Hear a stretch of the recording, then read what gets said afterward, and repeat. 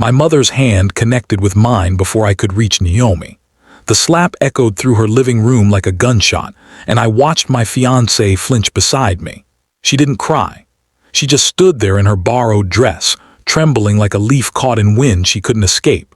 My uncles sat on the couch with their arms folded, shaking their heads like I was a child who'd failed a simple test. My best friend Warren leaned against the wall, staring at his shoes. And my mother, she stood in the center of it all, chest heaving, eyes wild with something that looked like panic disguised as rage. "You are throwing your life away," she spat, her voice sharp enough to cut glass. "Over a girl with nothing. No family, no background, no future. Nothing." I felt Naomi's fingers brush against mine, searching for reassurance I wasn't sure I could give anymore. Before I could speak, before I could defend her, before I could do anything, my mother reached into her purse and slammed something onto the coffee table. A folded piece of paper, official-looking, stamped. "Read it," she said, her voice dropping to something colder than I'd ever heard from her. "Then tell me if you still want to marry her." I picked up the document with shaking hands. The words blurred at first, my brain refusing to process what my eyes were seeing. Immigration fraud. Visa application. Naomi's name typed across the top in bold letters. The paper claimed she was using me for citizenship, that our entire relationship was a calculated scheme to get papers. My throat tightened. I looked at Naomi, whose face had gone completely white. "Kelv," she started, but her voice cracked. "I don't even have a passport," she whispered, her voice so small it barely reached me. "I was born here, I've never left the country." I turned the paper over, studying the letterhead, the stamps, the signature at the bottom. Something felt wrong. The seal looked slightly smudged. The font didn't match official documents I'd seen before. My mother watched me like a hawk, her lips pressed into a thin line. "This is fake," I said slowly, the realization hitting me like cold water. My mother's expression didn't change, but her jaw tightened. "Everyone knows the truth except you," she said, her voice rising again. "Ask anyone in this room. Ask Warren. Ask your uncles. We're all trying to save you from a mistake you'll regret for the rest of your life." Warren shifted uncomfortably but said nothing. My uncles nodded in agreement, their faces grim, and my mother leaned forward, her eyes boring into mine. "If you marry her," she said quietly, each word deliberate, "I will make sure everyone knows what she is. I will expose her publicly. I will destroy whatever pathetic little life you think you're building together." I couldn't breathe. The room felt like it was closing in, the walls pressing closer with every second. I looked around at the faces I'd trusted my entire life, faces that now seemed like strangers wearing familiar masks. "Mom," I said, my voice shaking, "you forged this document." She laughed, sharp and bitter. "I did what any mother would do to protect her son from a manipulative woman." I felt Naomi's hand slip from mine. She took a step back, her eyes filling with tears she refused to let fall. "This isn't about protection," I said, my voice growing stronger. "This is about control." My mother's face twisted with something ugly. "You ungrateful, I heard everything." The voice came from the doorway. My cousin Bryce stood there holding his phone up, screen glowing. "I recorded the whole thing. Mom told Aunt Patricia to make it believable.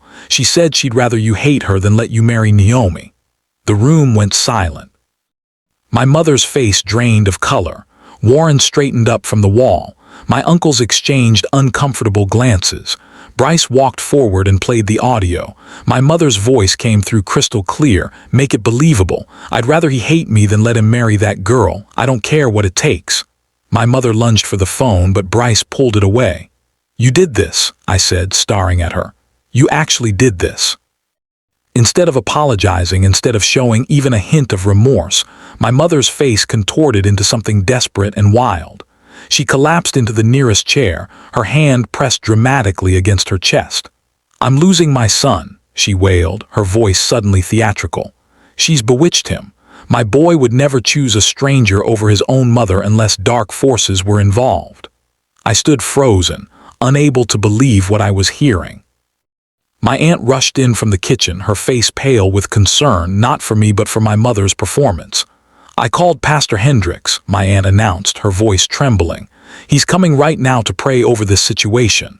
Within minutes, a man I'd never met walked through the door carrying a Bible and a bottle of oil. He looked at Naomi with suspicion, then at my mother with sympathy. "Where is the young woman in question?" he asked, his voice deep and commanding. Naomi stood perfectly still, her arms wrapped around herself. The pastor approached her, raising his hand. "We need to deliver her from whatever spirit has taken hold. Stop."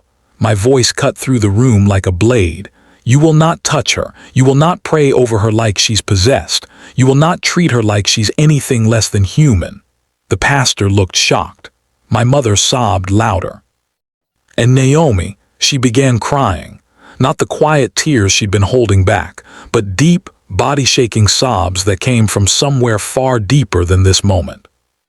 Naomi sank to the floor, her hands covering her face, and I dropped beside her immediately. She couldn't catch her breath between sobs, and I wrapped my arms around her, shielding her from the room full of people who saw her as a threat instead of a person. "I'm so tired," she choked out, her voice muffled against my chest. "I'm so tired of being called cursed." The room went quiet. Even my mother stopped her theatrical crying. "When I was 7, Naomi whispered, "my parents died in a car accident. And every family that took me in, every single one, told me I brought bad luck. They said I was cursed because my parents died young. They said I carried death with me." Her voice cracked, but she kept going. "I learned to stay quiet. I learned to take whatever people said to me because if I fought back, they'd throw me out. I learned to make myself small so maybe, just maybe, someone would let me stay." I felt something break inside my chest. I'd known Naomi lost her parents young. I'd known she grew up in different homes, but I'd never known this. "You're not reopening wounds," I said quietly, looking around the room. "You're just reminding her of every person who made her feel worthless." Warren pushed off from the wall and approached us. For a moment, I thought he was going to help. Instead, he crouched down and looked me in the eye.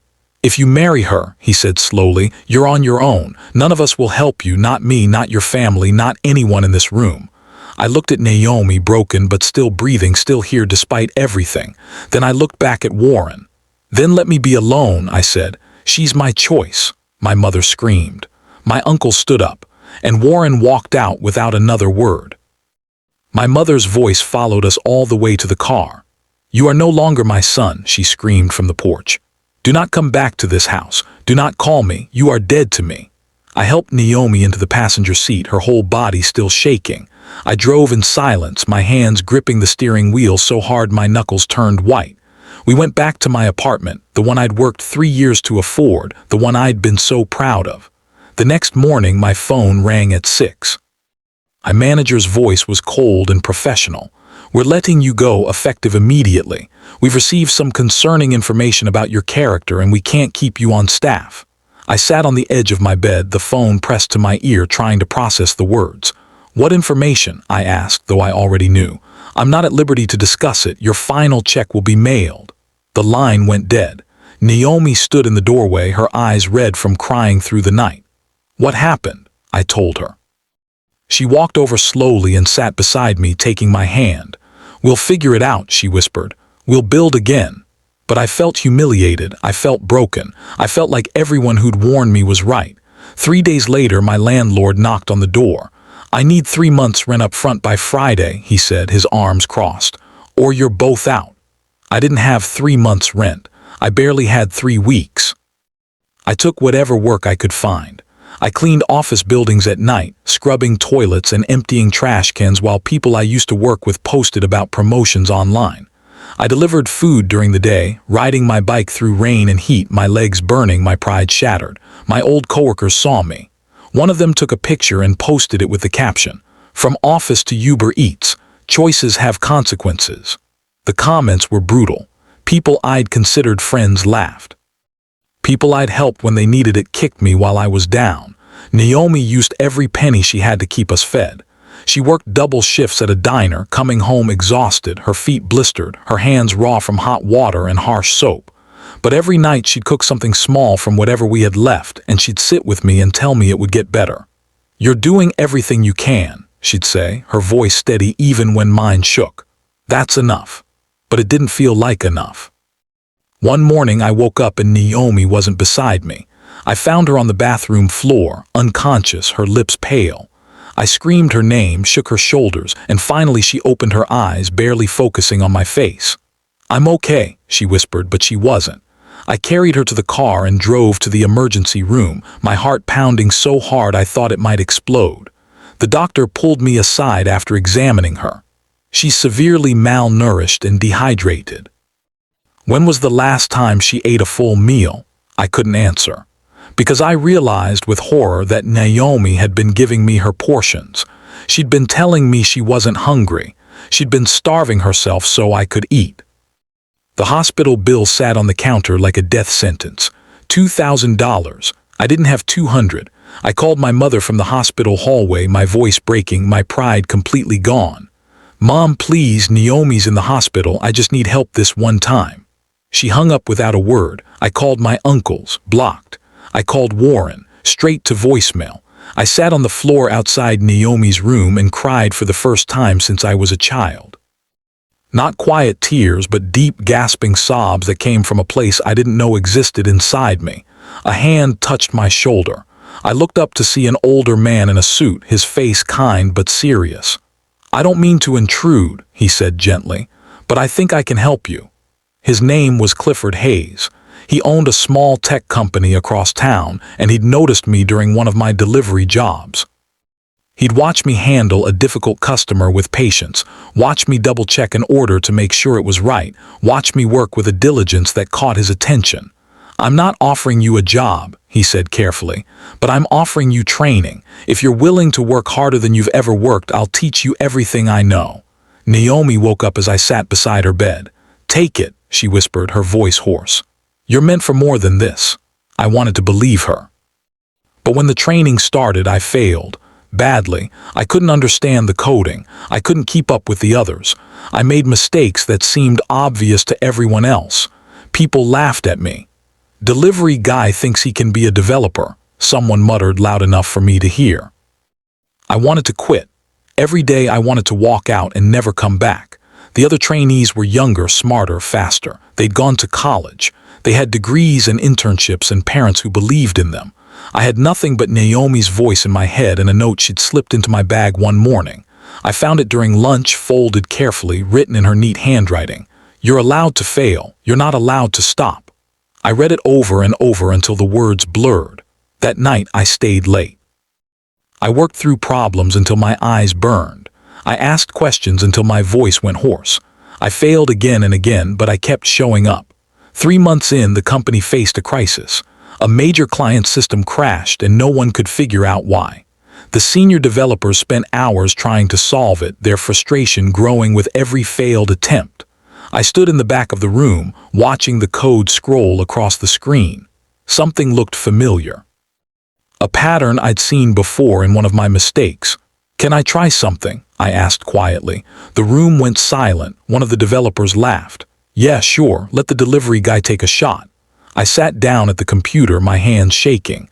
I found the error buried deep in the system, a single line of code that everyone else had overlooked. I fixed it.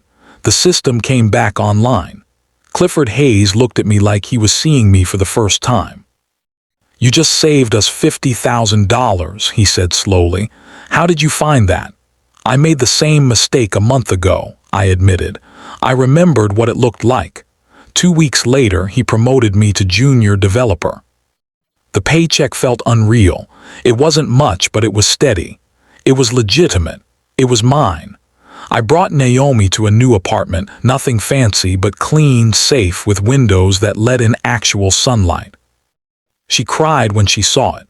"We made it," she whispered, her arms wrapped around me. "We actually made it."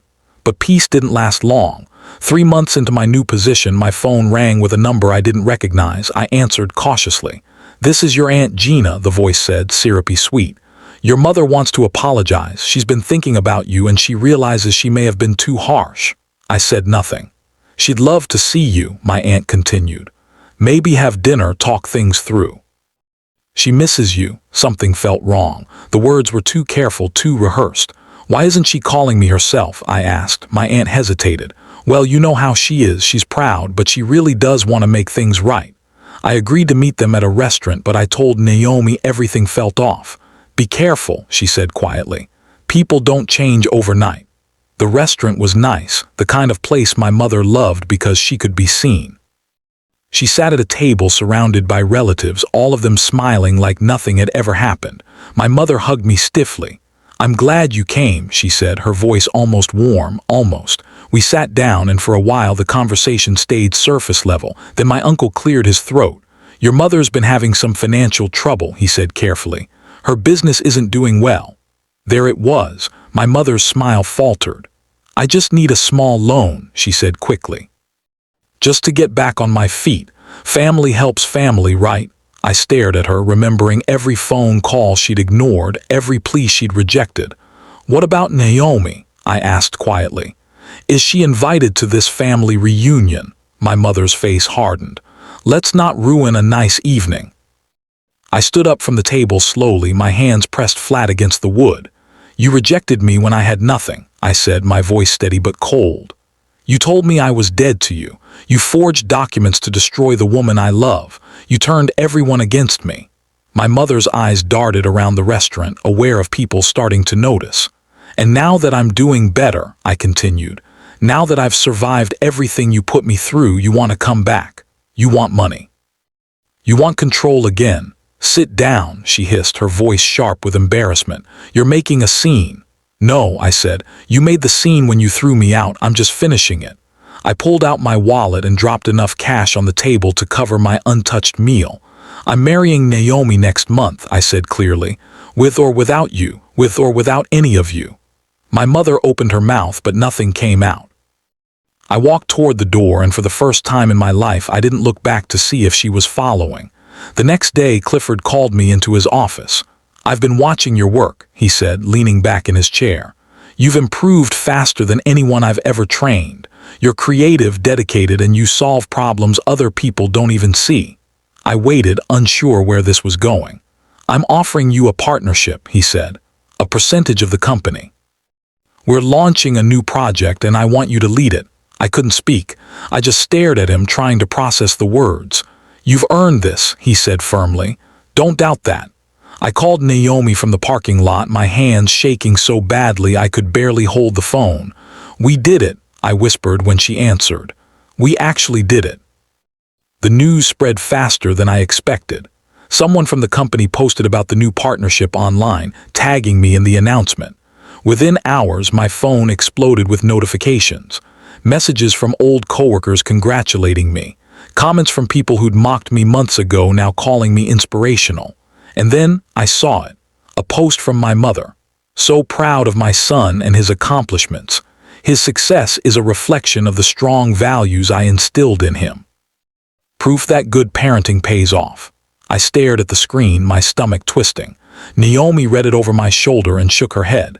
"She's rewriting history," she said quietly. "Let her," I replied. "The people who matter know the truth." But it stung. It stung to see her take credit for something she'd tried to destroy. 3 days later, I received an email from a popular online blog. They wanted to interview me about my journey from losing everything to building a career in tech. "We'd love to hear your story," the editor wrote, "especially about the people who supported you along the way." I agreed, but only on one condition. "Naomi comes with me," I told them. "She's not just part of the story, she is the story." The interview was live, streamed to thousands of people. The host asked about my lowest point, about how I'd survived, about what kept me going, and I told them everything. I told them about the forged documents, the family that abandoned me, the nights I couldn't afford food. And then I took Naomi's hand and looked directly into the camera. "This is the woman everyone told me to leave," I said, my voice strong and clear. "This is the woman they called cursed, manipulative, worthless. But she's the reason I'm sitting here today." Naomi's eyes filled with tears, but she smiled. "She gave up meals so I could eat. She encouraged me when I wanted to quit. She loved me when the world told her I wasn't worth it." The comments section exploded. People shared their own stories of being discouraged, of choosing love over approval, of surviving against the odds. The interview went viral. Millions of people watched it. Millions of people saw Naomi not as the villain my family painted her to be, but as the hero she'd always been. The message came 2 days after the interview, a simple text from my mother's number. "Can I meet her?" It read. "Please," I showed Naomi. She stared at the message for a long time, her expression unreadable. "What do you want to do?" she asked quietly. "I want you to decide," I said. "She hurt you more than anyone. This is your choice." Naomi took a deep breath. "I think we should meet her, not because she deserves it, but because we deserve closure." We agreed to meet at a neutral location, a quiet coffee shop far from anyone we knew. My mother arrived alone, no entourage, no relatives to back her up. She looked smaller somehow, older, like the weight of her choices had finally caught up to her. We sat down across from her, and for a long moment no one spoke. Then my mother did something I'd never seen her do in my entire life. She cried. Real tears, not the dramatic performance from months ago, but genuine, painful tears. "I was wrong," she said, her voice breaking. "I was so wrong about everything." Naomi reached across the table and placed her hand over my mother's. "I forgive you," she said softly, "not because what you did was okay, but because holding on to anger only hurts me." My mother looked at her, stunned. "I don't deserve that." "No," Naomi agreed. "But I'm giving it to you anyway." We talked for an hour. My mother apologized for the lies, for the manipulation, for trying to control my life. She admitted she'd been afraid of losing me, afraid of being replaced, afraid of not mattering anymore. "I thought if I couldn't control who you loved," she whispered, "I'd lose you completely, and I did anyway." "You didn't lose me," I said quietly. "You pushed me away. There's a difference." She nodded, accepting the truth. When we left the coffee shop, my mother hugged Naomi for the first time. It was awkward and uncertain, but it was real. "Thank you," my mother whispered, "for not giving up on him when I did." 6 months later, Naomi and I stood in front of a small group of people who actually mattered. No massive wedding, no dramatic ceremony, just the people who'd shown up when it counted. Clifford was there, the man who'd given me a chance when no one else would. Bryce came, the cousin who'd recorded the truth when everyone else chose lies. A few coworkers who'd become real friends. And my mother sat in the back row, quiet and humble, no longer trying to control the moment. Warren didn't come. Most of my family didn't come, but I realized I didn't need them. The people who loved us were here, and that was enough. When Naomi walked toward me, she wasn't wearing an expensive dress or carrying a massive bouquet. She wore a simple white dress she'd chosen herself, and she carried a single flower, but she glowed, not because of makeup or lighting, but because she was finally truly free. "You stayed," she whispered when she reached me. "I stayed," I whispered back, "and I'd do it again." The reception was small but full of laughter, full of stories about how far we'd come, full of people who genuinely celebrated us instead of tearing us down. Late in the evening, Clifford pulled me aside. "You know what makes your story powerful?" he asked. "It's not that you succeeded. It's that you chose love when it cost you everything, and you refused to let anyone convince you that you were wrong." I looked across the room at Naomi, laughing with Bryce's wife, her face lit up with pure joy. "I didn't choose love over success," I said. "I chose love, and everything else followed." As we left that night, hands intertwined, I realized something profound. The same people who'd once discouraged us, who'd called us foolish and doomed, now shared our story as proof that love wins. They called us their inspiration, not because we were perfect, but because we refused to break. And that, I realized, was the greatest revenge of all. Not destruction, but transformation. Not bitterness, but peace. Not proving them wrong through hatred, but through living well.